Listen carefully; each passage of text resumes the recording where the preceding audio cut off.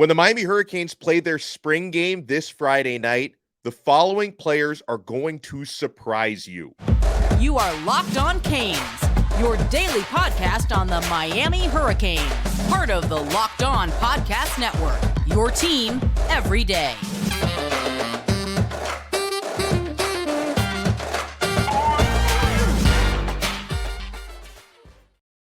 I am Alex Donno, your host. I'm a University of Miami alumnus, longtime South Florida sports radio vet, and contributor to allhurricanes.com. Thank you so much for making Locked On Canes your first listen today. We're available free wherever you get your podcasts and available free on YouTube. So, spring practices have been closed to fans. You've relied on people like me and other reporters to tell you what's happening out there. And sometimes the responses I get, you guys don't necessarily believe me when I speak highly of certain players. You want to see it with your own eyes, and that's fine.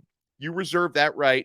We're all going to be seeing these players with our own eyes this Friday night, 7:30 p.m. at Drive Pink Stadium when they play their spring game. And I'm telling you, folks, the following players will surprise you in a positive way when you see the sort of development and playmaking abilities.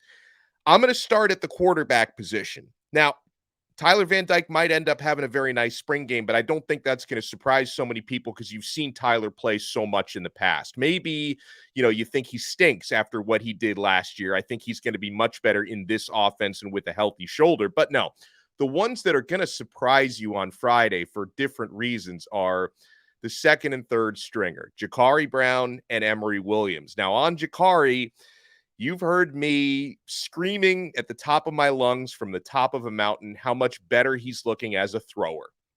Some of you are tired of hearing about that, so you want to see it for yourself on Friday. So I cannot wait for you guys to see how much Jacurri has just improved his instincts and his accuracy as a passer, and I hope he's out there, and I'm sure he will be in the spring game. He'll be out there long enough to make some plays and find some receivers deep downfield. And I'm sure he's going to make plays with his legs as well because he always does that. So Friday, I think, is going to be the spring culmination of just all the hype and all the positivity and all the praise that we've been spewing in Jacurri Brown's direction. I think he's going to surprise you guys.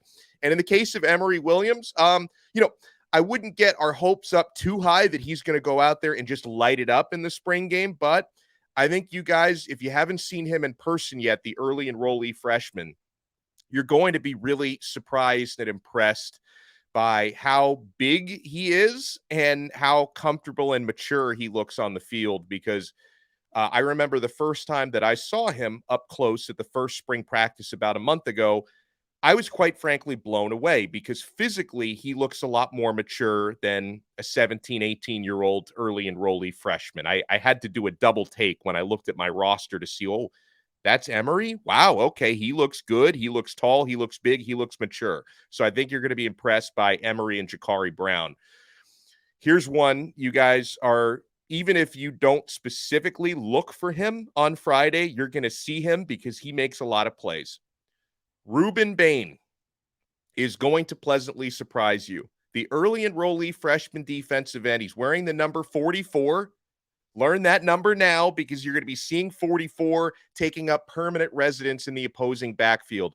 Bain has been super impressive. And we got a question about Bain from one of our listeners I'm going to answer a little bit later on. But, if the past 3 scrimmages have been any indication of how well Bain is doing, you're going to see him making a lot of plays in the spring game. And you're not going to see him mauling people because the contact is kind of limited in spring, but I think you're going to be impressed by what Rueben does out there.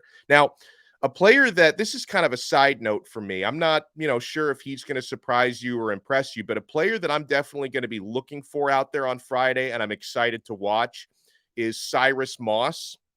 He seems like he's been having kind of a quiet spring. Which doesn't necessarily mean anything good or bad. But Mario Cristobal hasn't talked much about Moss heading into his second year. From what I've seen, and I don't get to watch the defensive linemen as closely as some other position groups just based on where the media gets to watch from, but hasn't really stood out from what I've seen. So I get so many questions from listeners about Cyrus Moss. What's going on? Is he in the doghouse? Does he still go to school here? So I'm going to be looking intently for and at Cyrus on Friday. Jason Taylor, his defensive line coach, talked about him last week. And JT says he's doing really well, and he might be actually turning a corner in a positive way for being able to keep some weight on, because that's been Moss's biggest issue, is adding and keeping on the type of quality size you need to play on a Power 5 defensive line. Because Moss he's tall, lanky, but undersized. And I think the perfect mentor to help him kind of get through that both mentally and physically is Jason Taylor, because Taylor can relate to that. He struggled to keep weight on as a young player. And I think JT turned out all right. He's got a bust in Canton. So it worked out for Jason Taylor. Hopefully Jason can help it work out for Cyrus Moss. So another defensive lineman I'm going to be looking for is Ahmad Moten, who's had some moments in spring. He really needs to step up this year. He's got that size at 300 plus pounds. Some of Miami's defensive tackles are undersized. Moten is not undersized, so we need him to have a big year. But other players who have been standing out and I think are pleasantly going to surprise you guys in the spring game, definitely on defense, look for number 15, Markeith Williams at safety. He's another one, like Moss, has had to add on size, quality size, muscle, lean muscle mass. He's been doing that. Markeith has put on what appears to be quality weight. He's looked good out there in spring. And, he is hopefully going to be a future star at safety at the U, because there's a distinct possibility that at the end of this coming season, you might lose both Cam Kinchins and James Williams to the NFL draft. And so Markeith is going to be one of those next men up, right? So the future is now for that young man. Definitely on the offensive side, we probably haven't talked enough about this player on the show. He is almost as old as I am, and that's number 84, Cam McCormick at tight end, the 8-year senior who transferred in from Oregon. The thing I've noticed about McCormick, and in the parts of practice that we get to watch, we don't really see so many blocking situations. We're seeing the tight ends go through passing drills.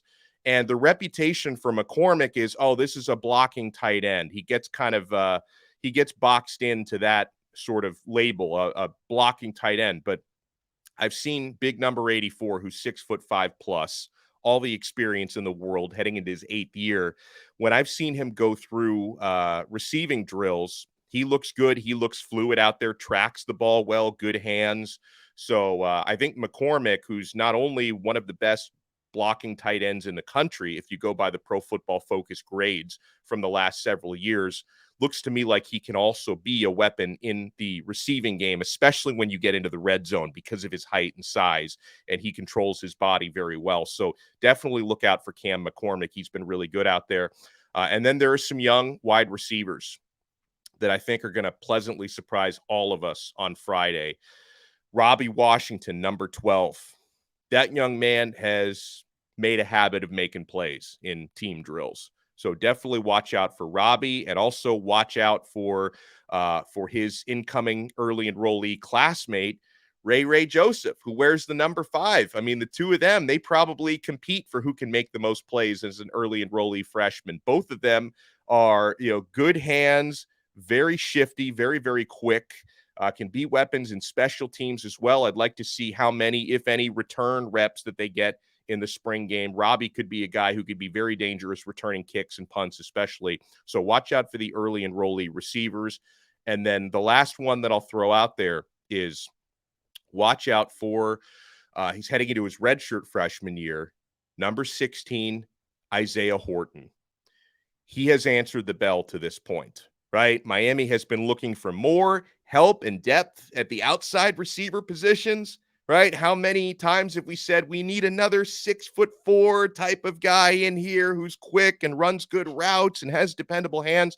Well, I think Isaiah Horton has seen all of us asking. We've been putting out the bat signal like, hey, we need another 6'4" receiver to step up. And he's like, hey, I'm here now. I'm on the team right now. I'm 6'4". He had a very quiet, he kept his red shirt last year because he only appeared in 4 games and he only had 1 catch last year for 6 yards. So like you might have kind of forgotten about Isaiah Horton because he had, a red shirt season, right?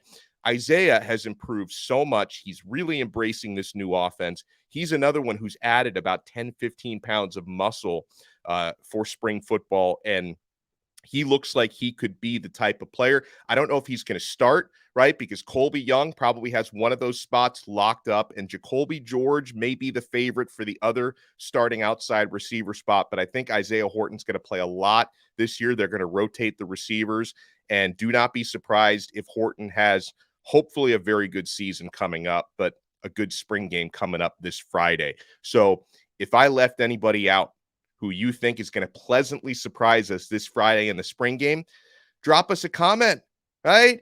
You can follow us on Twitter at Locked On Canes. And when you follow us at Locked On Canes, we will follow you back. We are going to open up the mailbag when we return, including question about why our fans hate our new recruit so much, which is I find to be ridiculous. Who's going to lead the Hurricanes in tackles this year? And someone is asking me, hey, why shouldn't Rueben Bain be a starter this year? That he should get into that starting lineup year one. So we have so much to get to on this new episode of Locked On Canes. And guys, so much to get to on FanDuel. We got a play-in game for our Miami Heat in the NBA tonight, and we've got baseball all over the place. Grand slams, no hitters, double plays, they are back, and there's no better place to get in on the MLB action than FanDuel, America's #1 sports book. That's because right now, new customers can step up to the plate with a no-sweat first bet up to $1,000. Just go to FanDuel.com/lockedon, sign up, place your first bet, and then get up to $1,000 back in bonus bets if you don't win. So you have literally nothing to lose with that first bet. You lose your first bet, you get it right back up to $1,000. So do not miss your chance to get a no-sweat first bet up to $1,000 when you go to FanDuel today. Just go to FanDuel.com/lockedon to sign up. FanDuel, official partner of Major League Baseball. Thank you so much for making Locked On Canes your first listen today. We are available free wherever you get your podcasts and available free on YouTube. We are part of the awesome Locked On Podcast Network, your team every day. So let's get to some questions here. Let's open up the mailbag. We get a question from our guy, Brett, who's on our subtext chat. And Brett is a firefighter. Thank you for all you do, Brett. Great guy. I've had a chance to meet Brett before. So he says, our 3-star quarterback verbal commit, Judd Anderson, says 6'7". He's only 16 years old and still growing. Big upside in 3-4 years from now, he says. But the question is, why do people get hung up on the star rating system? He says the internet were trashing, and these were so-called fans, he says, were trashing this kid when he committed. Can you explain to overzealous fans that other teams will use that against us? He also mentioned he heard our good pal Coach Coop, who put out a video last night. Coach Coop was going after some of our fans that were trashing the commitment. I mean, first of all, I think it's really silly when anyone is trashing 16, 17-year-old kids. Like, do you guys have kids? Like, do you understand? Like, I've got a 5-year-old son, but, if he was a 16, 17-year-old recruit, I log on to the internet. Hey, my son just committed to Miami. How excited are the fans? The fans hate it. Like, they don't even know my boy. Like, what?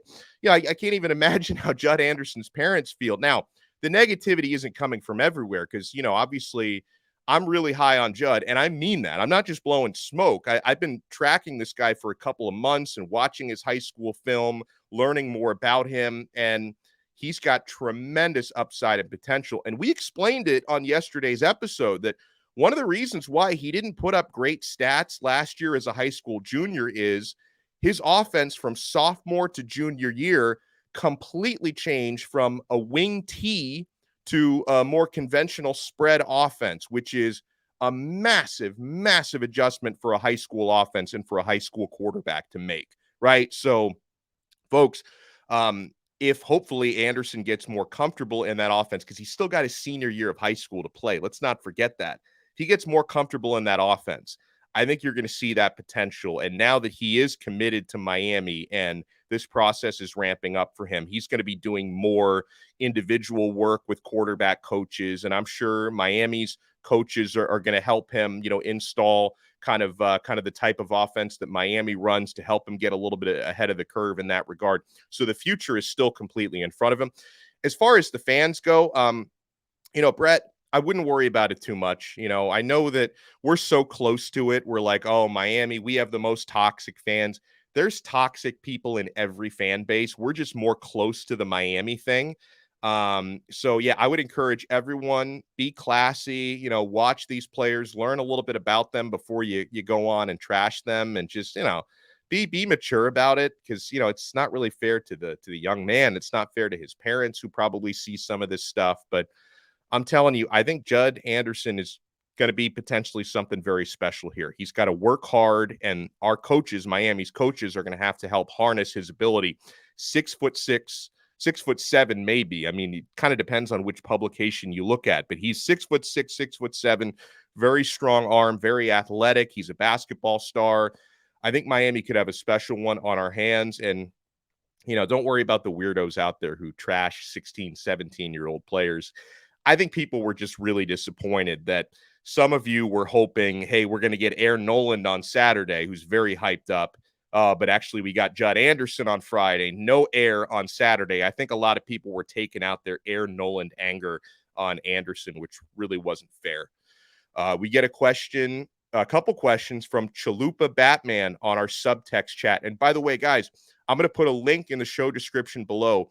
If you want to join the conversation on our exclusive SMS texting platform through subtext, I'm going to include a link below. It's also a great way to say thank you to the show. Like, if you appreciate what we do here and you want to know how you can help out a little bit financially, we never just ask for money without anything in return.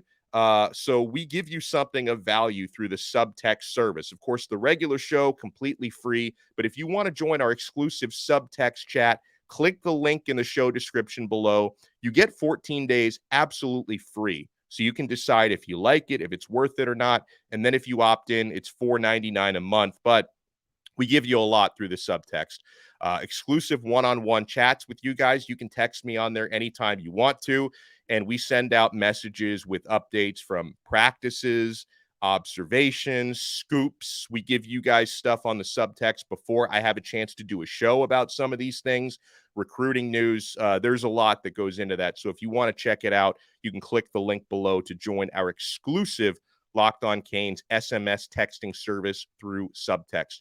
So Chalupa Batman says, who do you think will lead the Canes in tackles this year? That's his first question. I'll take a shot in the dark. I'm going to say, now it was Cam Kinchin's last year. I'd prefer it to be a linebacker this year. I'm going to say Wes Besaint is going to lead the Canes in tackles this year. I don't want the safeties to have to make as many tackles, because I want the plays stopped at the D line or the linebacker. I don't want them stopped in the secondary as much. So I'm going to go with Wes Besaint, going to lead the team in tackles this year. And he asks, hey, are there any preferred walk-ons from last year that might get some run in the spring game?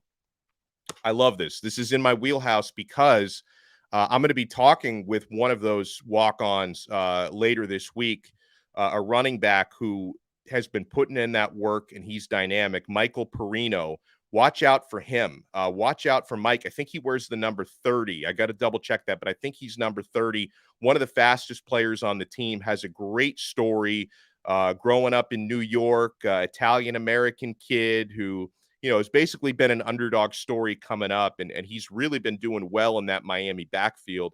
And with the running backs, you're going to see a lot of these walk-on running backs getting some burn in the spring game, because you only have 2 scholarship backs participating right now. Henry Parrish has been really good in spring practice. Don Chaney has been healthy, and he's been really good in spring practice. But Fletcher Johnson haven't arrived yet.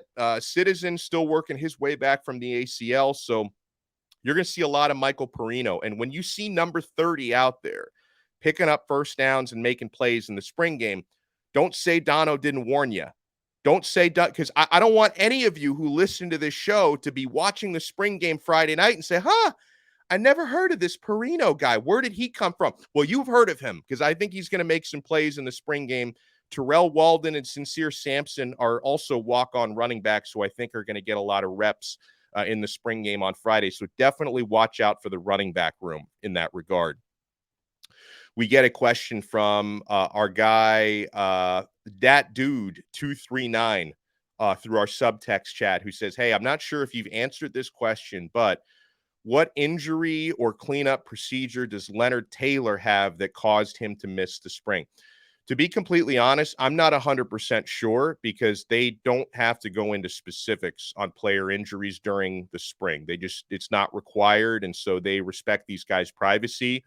I know that at the end of last season, he was dealing with a foot issue. So maybe it's related to that. I'm not 100% sure. But what I am sure of is the sense that I get from Miami's coaches is they're not worried about this long term, right? That, LT, he's not participating in spring recovery, precaution. Mario Cristobal told us he's going to be fully ready, completely physically healthy by May. So obviously that is going to let him do a lot of the off-season stuff. And then he'll be ready for fall camp, which is late July, first week of August, something like that.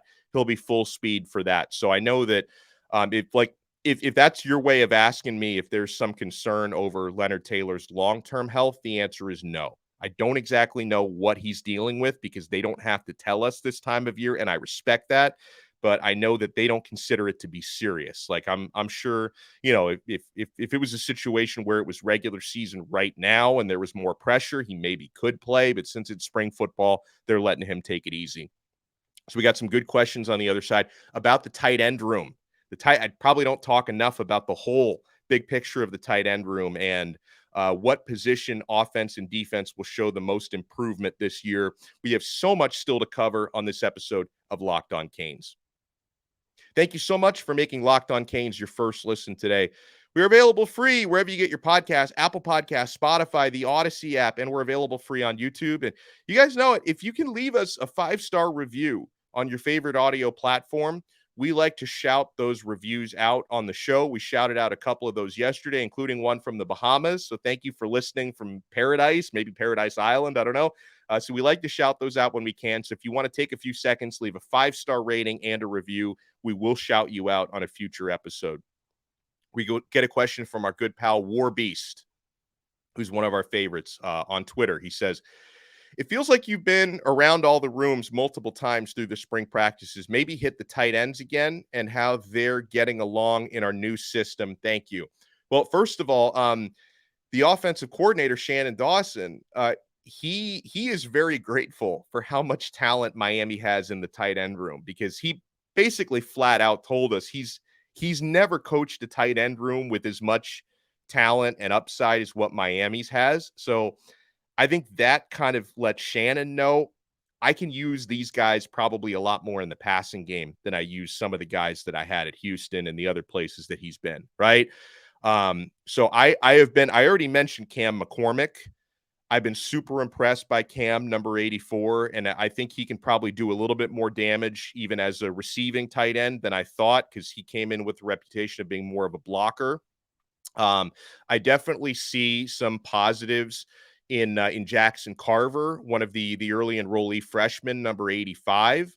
You can tell he's still kind of learning, which is fine because early enrollee, that's sort of what you expect. But he's a big bodied young man. He's going to create a mismatch in the receiving game. Somebody who's been super impressive, really, and it shouldn't be too much of a surprise, is Jaleel Skinner.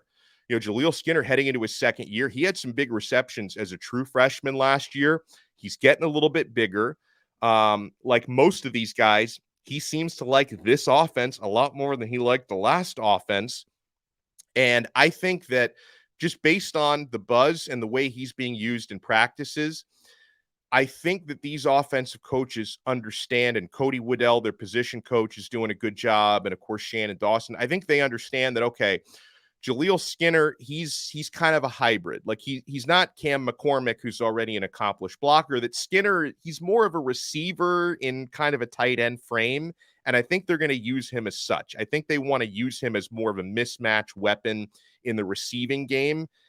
So I'm kind of really excited to see how he gets used in this offense. You're not going to see too many wrinkles in the offense on Friday. It's going to be bare bones, basic stuff. in the spring game, of course. But heading into next year, I'd love to see how they can kind of unlock Skinner.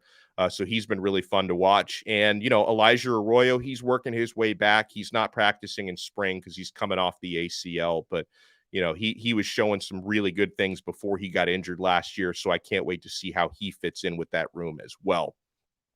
Get some good questions, a lot of questions from Marla on Twitter. So I'm going to go through these kind of rapid fire because she's grilling us here. A lot of questions coming in. She says, hey, what position within the offense and defense will show the most improvement? Offensive line for sure on that side of the football. I don't think there's any question. We're going to be really impressed with the O-line next year. And on the defense, it's a little tougher. I'm going to say edge rusher this year. When we talk about how I think Jaleel Kelly is going to blossom into a monster this year, and Rueben Bain is going to be probably like the rookie of the year for Miami this year because Bain is looking really, really solid. You still have Akeem Mesidor, Jacurri Harvey is back. So you've got a lot of talent there, and Jaden Wayne can give you something this year. Collins Achiampong, I think, is going to be great in the future. Maybe not the first year. He's also working his way back from an injury. It's going to take a little bit more development, but he's got a body to dominate. So I'm going to say offensive line and edge rusher. She asks, do you like the ACC's single division format? Because on paper, the opponents are tougher than playing the former Coastal. Iron sharpens iron, right? Is Miami looks to be getting better. I don't mind, facing better competition year after year. And then the reason why I like the realignment is divisions were always stupid to me. Just let the best two teams play for the championship. And a lot of years, the best two teams in the conference were both on the same side, usually the Atlantic, not the Coastal, and then they couldn't play each other in the championship game because of the division rules. Just let the best two teams in the conference play each other for the championship. So I like it. Obviously, it's going to make most years the schedule's probably going to be tougher for Miami than the former Coastal was, but as the Hurricanes get better, that hopefully should not be a problem for us moving forward. She says, will this front subside prior to Friday evening? I have no idea. I am the farthest thing from a weatherman.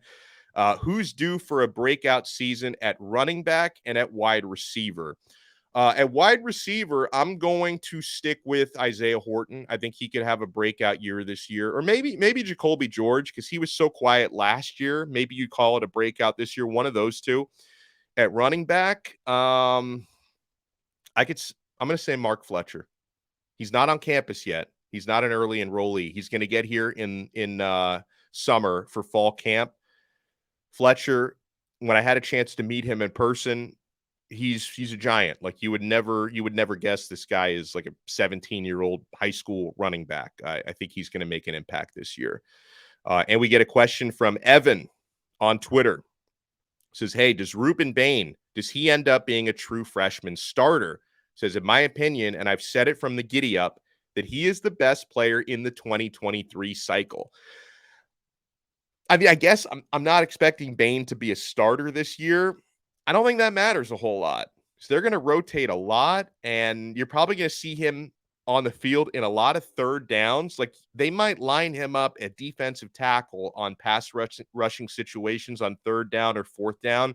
Just let him pin his ears back and just seek and destroy. I think you're going to see some of that this year. So, I'd probably imagine the starting defensive line will probably be at the ends, probably Mesidor and Jaleel Kelly or Jacurri Harvey, and then Leonard Taylor on the inside, and maybe Taylor and Jared Harrison Hunt or Thomas Gore or something like that. So I don't think Bain's going to be a starter, but I still think he's going to play a lot, and he's going to get his opportunities even if he doesn't start. And if he does start, it's going to be like one of the great stories in recent Miami history where this guy who was a little bit underrated coming out of high school, should have been a 5-star, ends up walking right into a starting 4, in a Power 5 defensive line. I'm not expecting it to happen, but if it does happen, I won't be totally shocked by that because he's been so good. That'll do it for us. Thank you so much for taking time out of your day to listen to and watch Locked On Canes. If you're watching us on YouTube, make sure to hit that like button, that thumbs up, and subscribe. And if you're listening to the audio version, hit 5 stars and send us a 5-star review. We'll read it on the show. We're going to have another episode later today. We're not done. When I got too much free time on my hands, we do more episodes. We'll talk to you this afternoon with the truth teller, Bruce Warner, right here on Locked On Canes, part of the awesome Locked On Podcast Network, your team